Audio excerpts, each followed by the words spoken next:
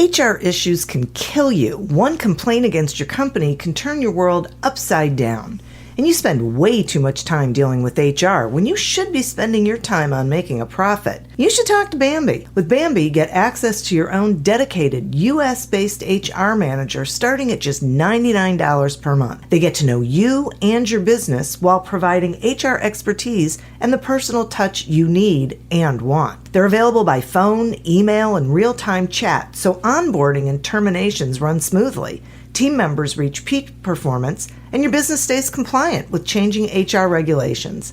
And with Bambi's HR Autopilot, you'll automate important HR practices like setting policies, training, and feedback. HR managers can easily cost $80,000 a year, but Bambi starts at $99 per month. Schedule your free conversation today to see how much Bambi can take off your plate. Go to Bambi.com right now and type in Accelerate under podcast when you sign up. It'll really help the show. Spelled BAM, BEE.com. Bambi.com. Type in Accelerate. There's no better deal for $4 than the Wendy's 4 for $4 meal. Start with our Junior Bacon Cheeseburger. Made with fresh beef and freshly cooked bacon, crisp all-white meat chicken nuggets, natural cut fries, and an ice-cold Coke. All for just $4. No one makes $4 sound as good as Wendy's. Get more for $4, the 4 for $4 meal deal, now at Wendy's. Offer includes small fries and drink at participating Wendy's for a limited time. Prices may vary. Offer not valid in Alaska and Hawaii. Fresh ground beef available in the contiguous U.S. and Canada.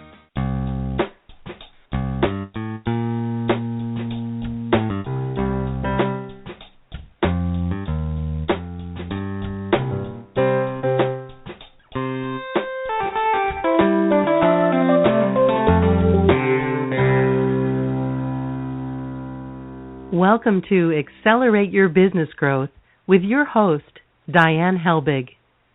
Diane is a leading small business development and leadership coach, author, and speaker who is passionate about sharing valuable ideas, tips, and techniques with business professionals worldwide. Diane brings you the world's experts and gurus in all things business, whether it's sales, structure, social media, planning, or plateauing. Guests bring their expertise and energy to each episode. When growing your business is your focus, Accelerate Your Business Growth is the show to listen to. Got a topic or guest suggestion? Let Diane know. The goal is to make sure you have the information you need to move your business forward. Thanks for joining us. Settle in and enjoy. Well, hello. I hope everybody's having a wonderful day. I do want you to know that today's show is pre-recorded, so please do not call in. The show is sponsored by Audible.com and Expert Insights. Audible.com is a leading provider of spoken audio entertainment and information. Listen to audiobooks whenever and wherever you want. Get a free book when you sign up for a 30-day free trial at audibletrial.com/businessgrowth. Expert Insights is my latest book. It's actually made up of 10 episodes from this radio show. Each chapter provides information you can use in your business today, and you can get the book at Amazon.com or BarnesandNoble.com. I am honored and thrilled to also share with you that this show made the list of the 100 podcasts to listen to if you want to be smarter, wiser, and better on Inc.com, and we made the list at number 6, so we're very appreciative of that. I also know that the reason that happened is because of the great guests that we get on the show and that I have had the honor of speaking with over the years. Today's show is no different. Our guest today is Dee Ann Turner. Dee Ann is Vice President Corporate Talent for Chick-fil-A, where she began her career more than 30 years ago, and she's the author of the new book, It's My Pleasure, The Impact of Extraordinary Talent and a Compelling Culture. Dee Ann believes people are the most powerful commodity in any organization, and companies that recognize the value of individuals can succeed not just ethically, but financially as well. In addition to serving on the boards of the Kenya Project and Proverbs 31 Ministry, the married mother of 3 is also active with a variety of family-focused missions that support women and children. Thanks so much for being on the show today, Dee Ann. Oh, thank you, Diane. It's truly my pleasure to be with you. Well, I was telling you before the show, and I want to make sure I start the show by saying your book, It's My Pleasure, is without a doubt one of the best books I have ever read, and I highly encourage, and my listeners know this, I don't always do this. I interview a lot of authors. I don't always say, you guys have got to go out and get that book, but this is a book they all need to read. So I want to thank you for writing it. And for being here to share some of your lessons. Well, here we can be honored together. So, thank you so much. My first question really is around culture, and I'm wondering if you can share with my listeners why you think that a company should create what you call a compelling culture from the beginning, and why that's so critical to their success. It's so much easier from the beginning. Oftentimes, I'll get phone calls from people that will say, help me with our culture. We're struggling for this reason or the other. And I recognize how fortunate I was in my role that when Truett Cathy, the founder of Chick-fil-A, started Chick-fil-A, he started with these principles in mind. And it's so much harder to go back and recreate that. It can be done, but it's far harder. And so as I talk to a lot of small business owners and entrepreneurs that are just starting out, they're all about the strategy. And, of course, you have to have a great business strategy, but think about the culture, too, because it's really the power of the and, of culture and strategy that you need to be thinking about as you start your business. So those who have the opportunity to think about these things, focus on what they're going to create in their culture to begin with, usually end up being far more successful. Yeah, I can really see that. It's pulling people along with you instead of thinking so much on the strategy that you're not thinking about how those people can make it either easy for you to grow and head out from the gate successfully, or struggle in areas that you are really unnecessary to be struggling. Absolutely. When you make it a great place to work and for people, and they can attach themselves to a bigger cause than whatever the business is, and they can see the higher calling in it, if you will. And then they're able to walk alongside to focus on business goals with you instead of this constant distraction of all the things that happen when you create a miserable place to work. Right. And there's that us and them sort of mentality that never works. Mm-hmm. Right. Yeah. So what does it mean to hire talent as opposed to hiring people? Well, we can get, when we talk about, and it's my pleasure, I say selecting talent versus hiring people. And what I mean by that is, you can go and hire people. You can fill jobs. You can get warm bodies. That's what I think about when I think about hiring people. But selecting talent is really focusing in on what skills, abilities, competencies do I need in a specific role to help grow my business. And then going out and selecting the very best person I can find for that role, and engaging them in the whole onboarding process and connecting with my business. That is selecting talent. When we just hire people, it's kind of transactional. And that's really what we get in return in their customer service. It becomes transactional versus really engaging someone in a role, engaging them as a team member, and then watching them flourish and blossom as they engage with guests. Yeah, when I was reading the book and I was reading that part, I kept thinking about how I have clients who they hire for, a multitude of reasons. It's a family member, which is always an interesting dynamic, or it's a friend, or they don't necessarily really understand hiring, and they end up having people in roles, and then they're not happy. The owner isn't happy, and really neither are the employees. And what I always say to them is, first you need to look at the role. Forget the people who are already in them. Like, pretend like nobody's in the role. And look at the role and say, this is what I need to get done. This is what I need to accomplish. And it's stick person A and stick person B. It's not these personalities of people, right? And then take a look at the people you have and ask yourself the question, of the people I already have, who should be in which role? Because sometimes they're just in the wrong place. Yeah, Jim Collins talked about that, in Good to Great, when he talked about getting people in the right seat on the bus. And in It's My Pleasure, I give an example of a Chick-fil-A operator in Athens, Georgia, that came up with a great idea. Of course, we have a number of roles in the restaurant. All of them are hard, by the way. It's hard to work in a quick service restaurant, but some fit people better than others. And my son was an athlete there at the University of Georgia, and he worked part-time for the local Chick-fil-A operator. Now, I have to say he was an offensive lineman, so to say the least, putting him in front of customers all day to ring up orders and smile and say, "It's my pleasure," probably wasn't the best fit. I love him, but that probably wasn't the best fit for him. And this operator knew this, and he would hire athletes to work in the kitchen. And if you know, our Chick-fil-A sandwich, all of our Chick-fil-A's are hand breaded right there in the restaurant. So, and they're filleted and they're prepared very specially, and it takes kind of an art to get it out flat where it's just cooked perfectly, hot and juicy for you when you receive it. And that was his job. And so these strong, muscular athletes would work in the back, and then they got competitive. How many fillets could they bread in an hour? And because they were athletes, so they became competitive.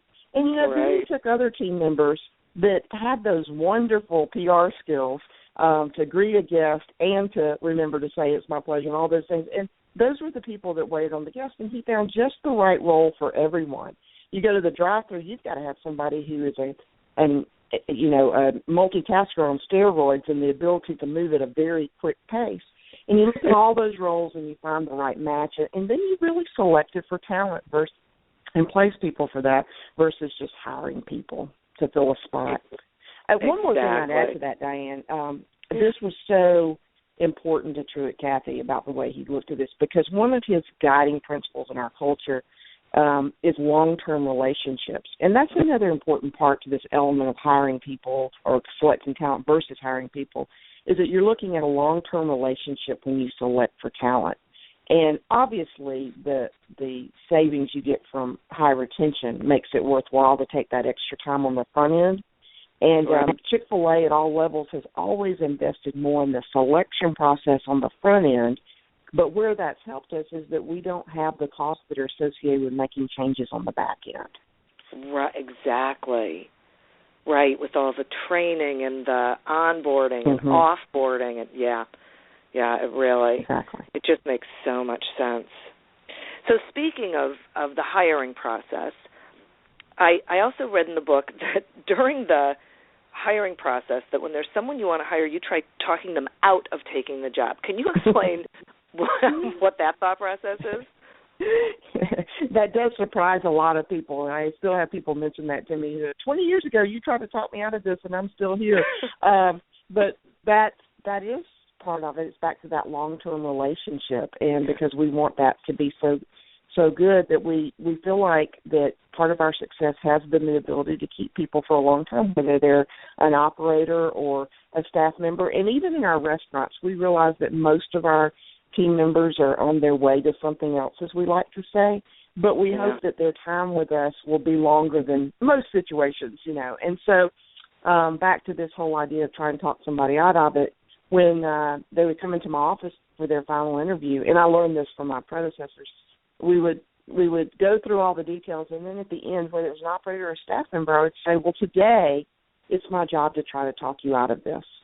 Because if you could be talked out of it now, that's better than 6 months from now, when you may have moved your family, left a promising career, caused all kinds of disruption in your life, and it wouldn't be good for either of us to get 6 months down the road and decide this wasn't the right thing.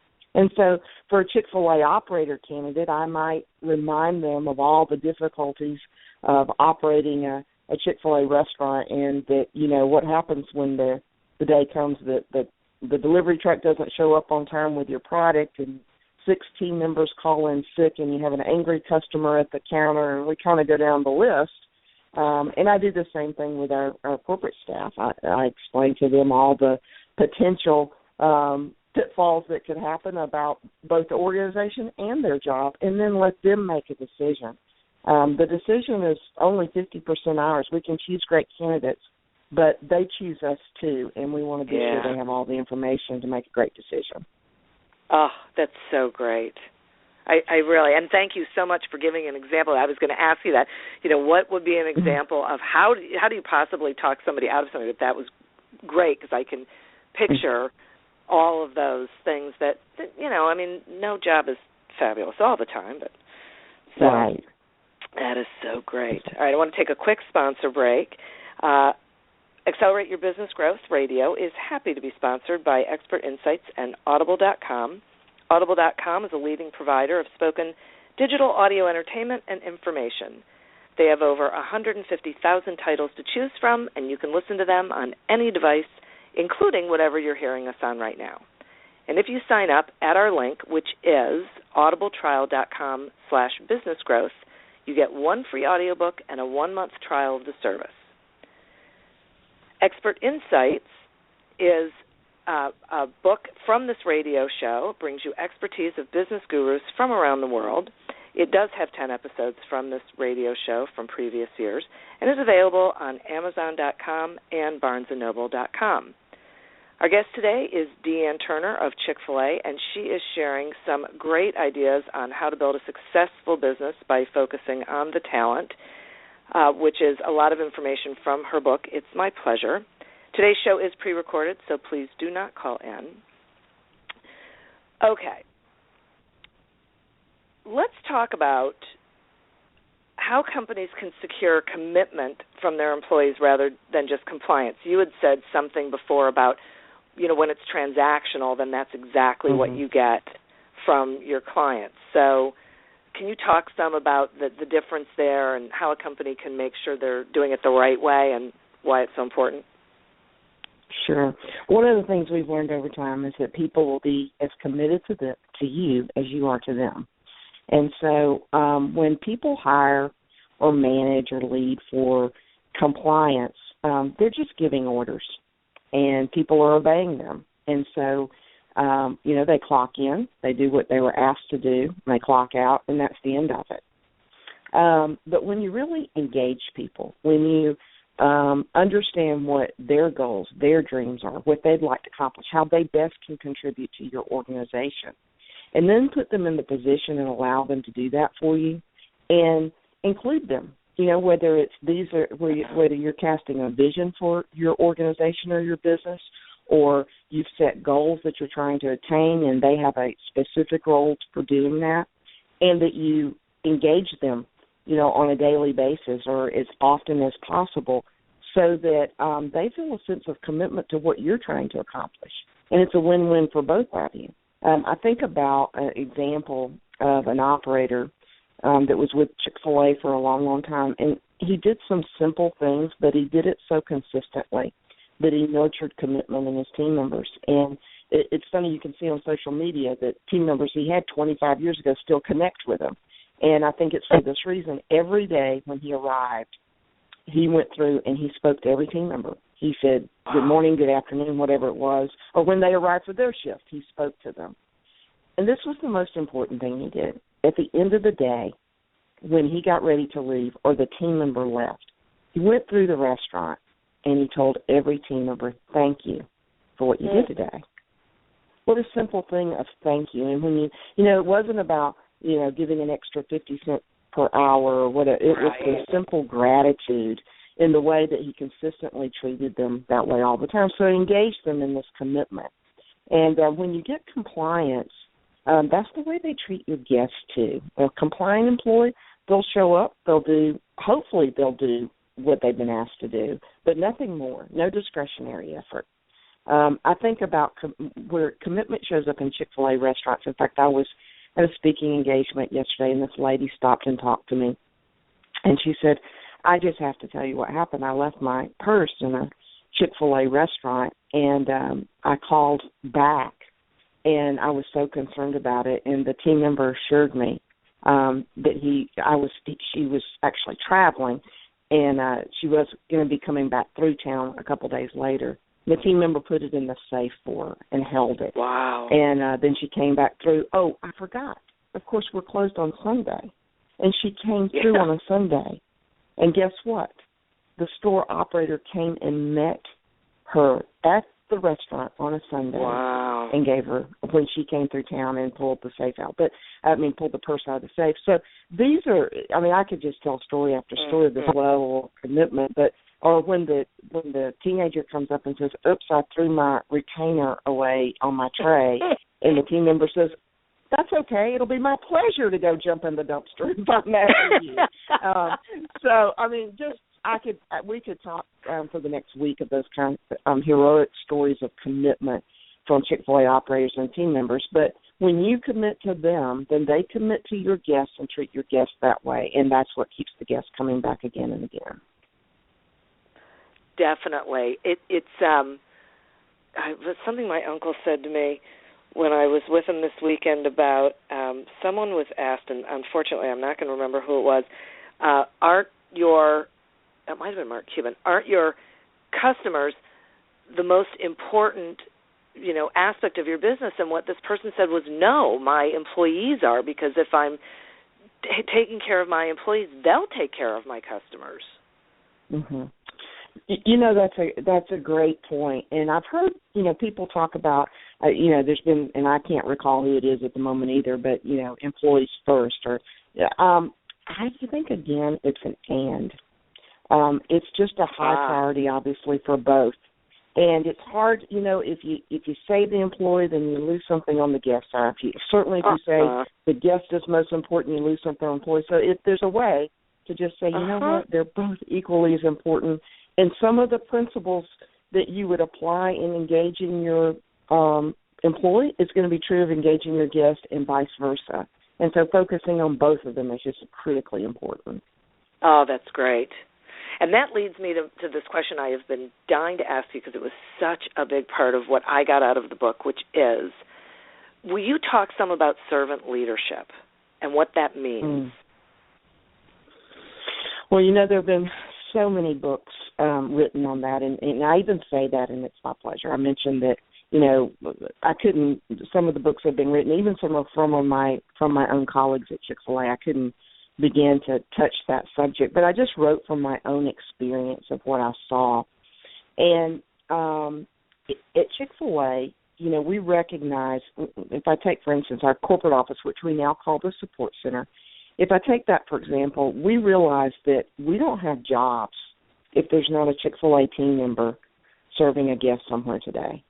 That's what creates our job. So we call it the inverse hierarchy, if you will. And our business doesn't happen at our support center. Our business happens in a restaurant with an operator and his or her team members. And so we're in business at the support center to serve them because they're serving Chick-fil-A guests. So that's kind of the overarching principle to begin with. And it's demonstrated in a lot of ways. But I think about a leader that now is part of our executive committee at Chick-fil-A. And if you remember that operator I told you about a little earlier that he went through every day and he thanked his employees and he said hello, well, this executive committee member, when he was 16 years old, worked for that operator. Oh, my and gosh. I find that I find it incredible because what he did to influence this 16-year-old who would eventually lead the operations of our business, and the influence that he had in that chain. But what he taught him was servant leadership. And so he's taught it along with a lot of other people, including Kathy. He's demonstrated servant leadership. And one of the things about this leader I'll just never forget, when Chick-fil-A first started sponsoring the Chick-fil-A Peach Bowl years ago, the sandwiches were actually, it was a cohort of working with local operators and the people from the Chick-fil-A corporate office. And obviously, when you sponsor things like that, executives have a lot of opportunities. They could sit in a box and watch the game, a suite. And but this leader, never.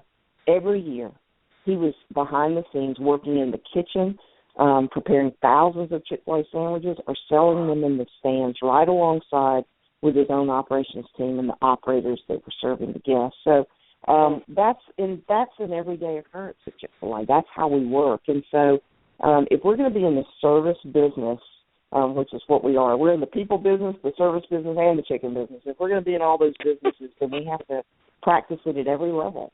And so it's I have to tell one more story that demonstrates this to me. And I talk about it, and it's my pleasure, under our core value of excellence. But our former president, Jimmy Collins, he really instilled this whole idea in our organization, and he was one of the most humble, servant-minded people. He's been retired now for about 15 years, but when he was at Chick-fil-A, one of the things he did every morning was stop and pick up the trash off the exit ramp off the highway to the Chick-fil-A corporate office. And he did this because he wanted every guest who came to our office to have a remarkable experience from the time they left the highway till they arrived at our front. Trash that had been thrown out in the litter was distracting from that. It, of course, was the job of the local municipality to keep it clean, but they didn't.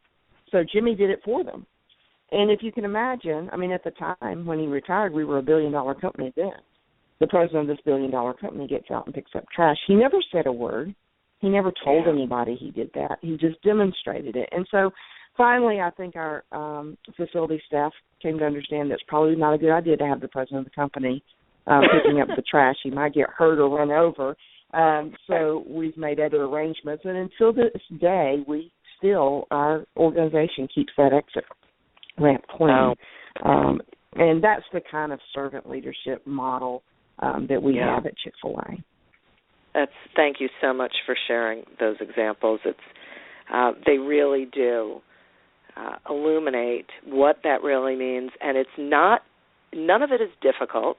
It's a decision that you make. It's an understanding that we are all in this together, and that when we are all, no one's better than anybody else, and it takes everybody to make sure that everybody's needs are being met and that everyone's being taken care of and appreciated. One of the things that I got so much out of the book and out of this conversation is the level of appreciation that exists throughout the organization, so that, you know, the customers know they're appreciated, all of the team members know they're appreciated, the leadership knows it's appreciated. From that, you know, I'll borrow the compelling culture. It's just that whole, this is the mindset, this is what we do, and it's genuine. You know it's really true. It's not something they're giving lip service to. Well, we're not perfect, and we make mistakes, both with employees and guests. I mean, it just happens, but that is the mindset that we start out with. We aim for that, and I think most of the time we get it, but, you know, sometimes you don't. Well, then isn't it how you deal with that? I mean, nobody's perfect, right? But then it's how do you deal with those things that really ends up, I think, enhancing the level of commitment that you get from people. Well, and we do try, you know, genuinely to, whether it's an employee issue, and again, we just put a lot more time into things, and we don't, when we recognize there's an issue, whether it's a problem in the restaurant or whether it's a problem at our corporate office or whatever the issue is with a guest or an employee, we try to invest the time to resolve the issue in the most positive way possible. Exactly. Given that, I'm wondering, I have a final question for you that I feel like is sort of maybe it's like a wrap-up, overarching sort of question, and that is, how do you think a business should measure success? Well, I think about, I have another story, and I think about what Truett Cathy did in 1983. I realize that was a long, long time ago, but the results of that, even after his passing in 2014, are still the root and foundation of Chick-fil-A. So in 1983, Chick-fil-A was experiencing its first sales slump ever. We had moved into a new corporate office that had put Chick-fil-A tremendously in debt, and Truett was very concerned what we were going to do.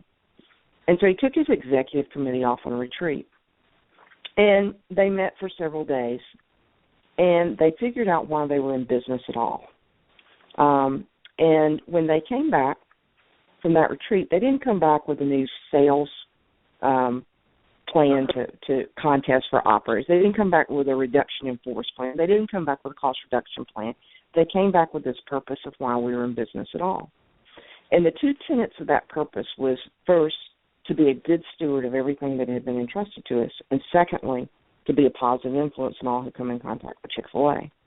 And they put a stake in the ground on that, and actually the staff carved it in marble and put it in the front door so that everyone would know from then on that came through those doors what we were in business to do, which was bigger than just selling chicken. It was means to a greater end. Yeah. And so what were the results of that? Well, that first year, Chick-fil-A had record sales-breaking numbers and has experienced a formidable sales increase every year since then. Additionally, we became debt-free in 2012. We enjoy a 95% retention rate of our corporate staff and a 95% retention rate of our operators. And Chick-fil-A operators are achieving the highest retention rates among hourly workers around. I mean, it's still a high number, but it's still lower than the others. And so those kinds of results over that many years, and it's still continuing, I think is based on this idea of knowing why you're doing what you're doing in the first place, and for it to be more than just about yourself. And so I think, I think all of that's just contributed to that kind of success. Yeah. It's so great, and I appreciate so much you being on the show and sharing these insights with my listeners, because it doesn't matter what size business that you are. It doesn't even necessarily matter if you're currently a one-man band, because these philosophies and this thought process, really, it engages every way that you approach your business and can help so much with my listeners and anyone who reads the book really be able to hone into what really matters and realize their success from there. So thank you. Thank you so much. I've really enjoyed talking with you today, Diane. Well, thank you. Now, would you please tell my listeners how they can get the book, anything you've got going on that you would like to share with them? Sure. Probably the easiest way to find out anything that I have going on is to go to Dee Ann, that's DEEANN Turner. I'm sorry, Dee Ann Turner, no dot in there, DeeAnnTurner.com. And you can find most everything I have going on there. You can find the book there. You can also find the book on Amazon.com, at Barnes & Noble, and at a bunch of airports around the country. And I would love to I'd love to hear from readers and guests on my Dee Ann Turner author page on Facebook. Oh, yay. Oh, my gosh, I will go there and put my thoughts in. It really is. I said at the beginning of the show, I'm going to say it again, it's one of the best books I've ever read. It is just the lessons that are in it and the stories. And I have to tell you really quickly that one of my favorite stories is when you were first hired and you went to the Christmas party.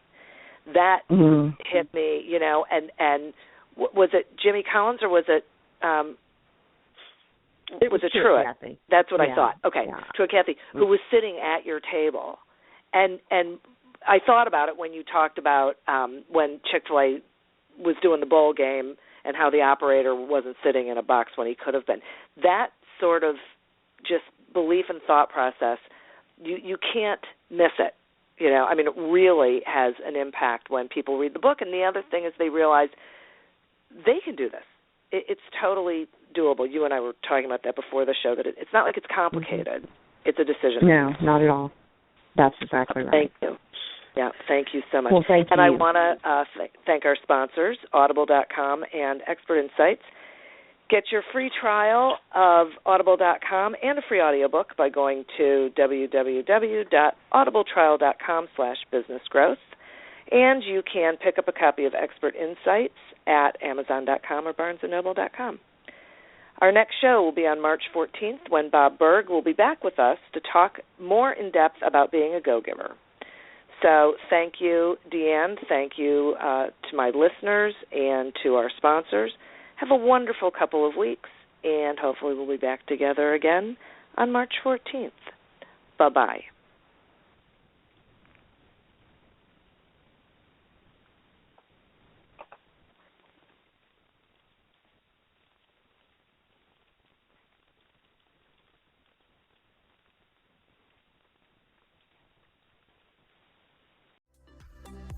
Imagine how fast we could solve the world's biggest problems if more SaaS startups would gain traction sooner. Welcome to the Tech Entrepreneur on a Mission podcast. This podcast is dedicated to sharing experiences from B2B SaaS CEOs who are going above and beyond to deliver change that is noticed. You will hear their secrets and learn what is required to build a SaaS business that the world starts talking about and keeps talking about, and how to overcome the roadblocks to do so.